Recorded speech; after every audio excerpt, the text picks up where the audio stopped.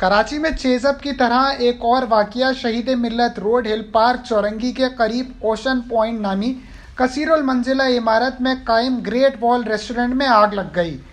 14 मंजिला इमारत में आग 1 बजे के करीब लगी और धुआं बुलंद होने लगा।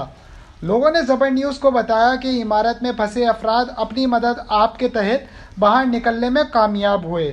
फायर ब्रिगेड की 3 गाड़ियों के जरिए आग पर काबू पाया गया, लेकिन उस दौरान रेस्टोरेंट में मौजूद लाखों रुपए का सामान जलकर खाक हो गया। अगरचे एसी फिरोजाबाद आसमा बतूल कहती हैं कि रेस्टोरेंट बंद था, लेकिन शहरी सवाल करते हैं कि रेस्टोरेंट बंद था तो आग कैसे लगी। शहरियों ने कसीरुल मंजिला इमारत में कायम रेस्टोरेंट्स बंद करने का मुतालबा किया है। लोगों का कहना है कि आए रोज़ आतिशज़दगी के वाक़यात ने शहरियों की ज़िंदगी खतरे में डाल दी है।